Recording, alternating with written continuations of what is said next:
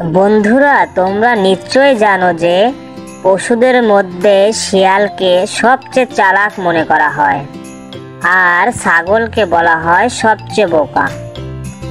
আজ আমরা এই দুজনের গল্প শুনব। একদিন এক শিয়াল একটি কুয়ার মধ্যে পড়ে গেল। অনেক চেষ্টা করেও সে সেই কুয়া থেকে উঠে আসতে পারল না। এদিকে একটি ছাগলের ওই সময় খুব পানি পিপাসা পেল।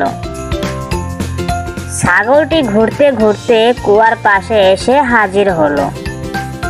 কুয়ার মধ্যে শিয়ালকে দেখে সে জানতে চাইল যে কুয়ার খাওয়ার মতো পানি আছে কিনা।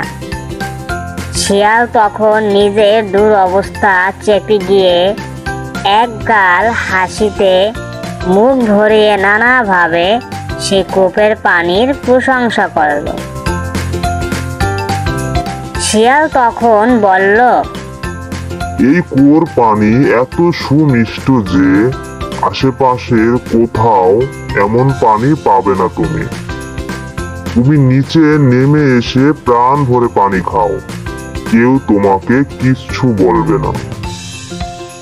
শিয়ালের মিষ্টি কথায় দেরি না করে ছাগল কুয়ার ভেতর লাফিয়ে পড়ল। পেট পুড়ে পানি খাওয়ার পর শিয়ালকে ধন্যবাদ দিল। এ সময় শিয়াল তাকে জানালো ভয়ানক অবস্থায় তারা আটকা পড়েছে। এই ঝামেলা থেকে মুক্ত হওয়ার জন্য ছাগলের কাছে সে একটা প্রস্তাব রাখলো। শিয়াল তখন বলল, তুমি যদি তোমার সামনের পা দুটো তুলে কুয়ার দেয়ালে ভর দিয়ে খাড়া হয়ে দাঁড়াও আর তোমার মাথাটা নিচু করে রাখো, তাহলে আমি তোমার পিঠের উপর দিয়ে দৌড়ে কুয়ার বাইরে চলে যাব। আমি একবার বের হতে পারলে তোমাকেও তখন উদ্ধার পেতে সাহায্য করতে পারবো। ছাগল কোনো ভাবনা চিন্তা না করে সঙ্গে সঙ্গে শিয়ালের প্রস্তাব মতো দাঁড়িয়ে গেল। শিয়াল লাফ দিয়ে ছাগলের পিঠে চড়ল, তার শিং ধরে নিজেকে সোজা করল।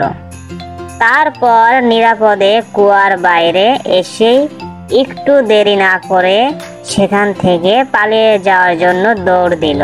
ছাগল তখন শিয়ালকে শর্তভঙ্গের জন্য অভিযুক্ত করল।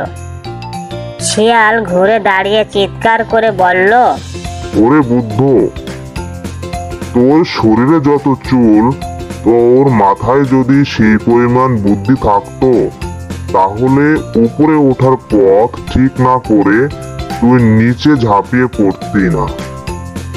যে বিপদ থেকে রেহাই পাওয়ার কোনো উপায় তোর জানা নেই, সেই বিপদের দিকে নিজেকে নিজেই এইভাবে ঠেলে দিতিস না।